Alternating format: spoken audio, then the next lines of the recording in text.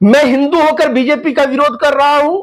बिल्कुल मैं करूंगा। हिंदू धर्म सिखाता है सबसे प्रेम करो, सबसे मिलजुल के रहो। देखिए, जो ये लोग सोचते थे हिंदू हिंदू हिंदू हिंदू हिंदू बात समझ चुका है कि मुसलमान जो है संख्या में 20% है और उनसे पूरे 80% हिंदुओं को खतरा ये कभी हो नहीं सकता।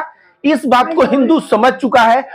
ভারত জোড়ো যাত্রা রাহুল গান্ধীর নেতৃত্বে যে ঝড় তুলেছে, লক্ষ লক্ষ মানুষ ভারত জোড়ো যাত্রাতে দেখা যাচ্ছে। মিডিয়ার কিন্তু সেইভাবে কোনো প্রচার আমরা দেখতে পাচ্ছি না। আজকে আমাদের সঙ্গে রয়েছেন ভারতবর্ষের অন্যতম একজন প্রতিবাদী মুখ রবিকান্ত ভারতী। রবিকান্ত ভারতীর দিক থেকে জানো যে ভারত জোড়ো যাত্রা মিডিয়া সেইভাবে প্রচার করছে না কেন, কি মনে করছেন আপনি? आपका सवाल है कि भारत जोड़ो यात्रा का गोदी मीडिया कोई प्रचार नहीं कर रहा है, तो गोदी मीडिया ऑलरेडी सरकार के गोद में बैठा हुआ है, इसलिए उसका नाम गोदी मीडिया पड़ा है।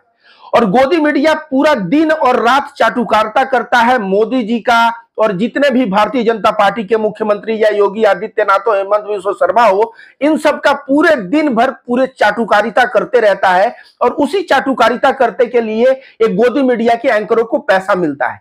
सोचिए पत्रकार महोदय, जो लोग कुछ दिन पहले स्कूटी से चलते थे, आज वे लोग जो है करोड़ों करोड़ों के गाड़ियों से चलते हैं, करोड़ों करोड़ों के फ्लैट में रहते हैं। तो ऐसा कैसे संभव है? ऐसा संभव तभी है जब कोई अपनी आत्मा को बेच के और सरकार के गोद में बैठ जाए और गोद में बैठ के प्रधानमंत्री, मुख्यमंत्री और तमाम जो है सरकार के लोगों का चाटुकारिता करे। तो राहुल गांधी का जो भारत जोड़ो यात्रा है, यह बहुत बड़ा खतरा है।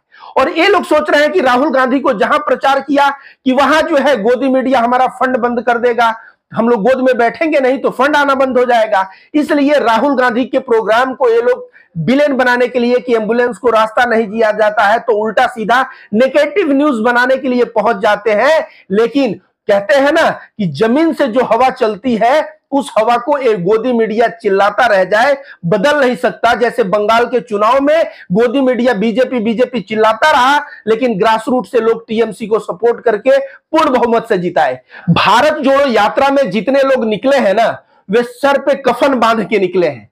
एग्जाम्पल, राहुल गांधी एक टी शर्ट पे, दिल्ली की ठंडी में पत्रकार महोदय आप चले जाइएगा तो आपको मोटा मोटा जैकेट लगता है। उस दिल्ली के ठंडी में, कश्मीर के ठंडी में, पंजाब की ठंडी में, जहां ठंडी इतनी पड़ती है, राहुल गांधी एक टी शर्ट में भ्रमण कर रहा है, क्योंकि राहुल गांधी अपने सर पे कफन बांध के निकला है, कन्हैया कुमार अपने सर पे कफन बांध के निकला है। और जो लोग सर पे कफन बांध के निकल जाते हैं उनको किसी का प्रेशर नहीं पड़ता और किसी को उनको डर नहीं लगता। इसलिए राहुल गांधी जैसा नेता खुल के खुले मन से कह रहा है कि मैं कभी आरएसएस के कार्यालय नहीं गया, तो कोई प्रेशर नहीं है। कांग्रेस खुद बहुत मजबूती और दमखम के साथ भारत जोड़ो यात्रा में लड़ रहा है। देखिए, 2024 में बीजेपी को निकलना, भारत जोड़ो यात्रा की लहर जिस तरह से बनी हुई है और उस तरह से बनी रहे, तो 2024 में बिल्कुल मैं कहूंगा कि बीजेपी पूर्ण बहुमत में नहीं आ सकता, कांग्रेस बहुमत के करीब रहेगा।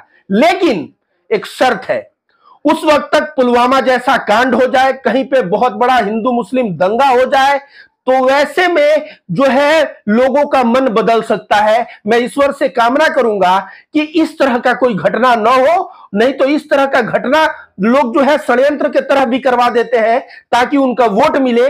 तो मैं यही कहूंगा कि उस षड्यंत्र को हम लोगों को समझना होगा और इस बार हम लोगों को वोट सोच समझ के करना होगा। देखिए, जो ये लोग सोचते थे हिंदू हिंदू हिंदू हिंदू हिंदू बात समझ चुका है कि मुसलमान जो है संख्या में 20% है और उनसे पूरे 80% हिंदुओं को खतरा ये कभी हो नहीं सकता।